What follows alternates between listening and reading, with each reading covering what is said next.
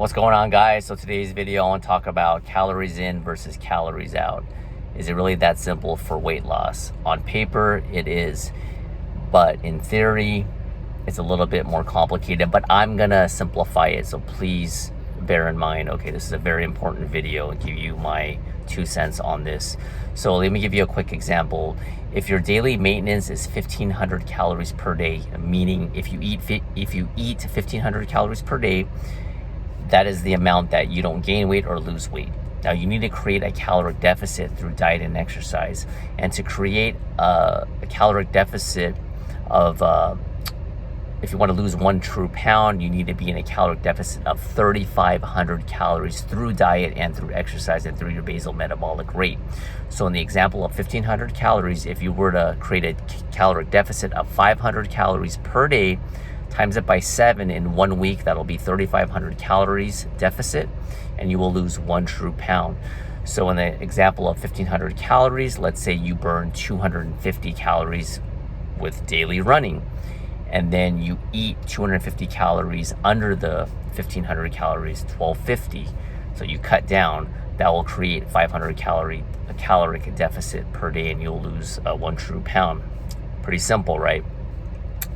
What I want to talk about and emphasize in this video is that yes, you will lose weight, and it is that simple, but you want to do it in a healthy manner, because health and fitness, no matter what they say, you want to be in it for the long run. It's the long game, and that's basically what I promote on this channel. So I'll give you an example, an extreme example, but people do it. If you go on a unreasonable and extreme diet, let's say you eat 1,250 calories worth of Twinkies, and then you burn 250 calories from running. Yes, you're going to create that 500 caloric deficit in the day, and over 7 days you're going to be in the 3,500 caloric deficit to lose 1 true pound. But what's going to happen, let's just use common sense, I'm not going to get too scientific. Eating Twinkies every day, you're going to be lacking a lot of minerals and vitamins. And where's the protein? Where's the healthy fat? You're probably getting a lot of bad fats. Your teeth are probably going to rot. You're going to have you will have a crash and burn every day with all that sugar. Your A1C, your glucose could be through the roof, but you're going to lose weight. But that's not a healthy way to do it. The opposite could be true too. You could be eating healthy food, grass-fed beef, free-range chicken, free-range organic eggs, natural peanut butter, yada yada yada.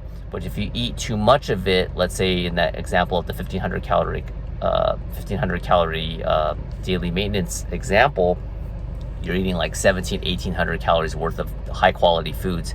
Yes, it's good that you're eating healthy foods, but in terms of weight loss, you're not gonna lose weight. That's why some people scratch their head and they wonder why. There could be other factors, but I don't wanna divert too much away from this topic.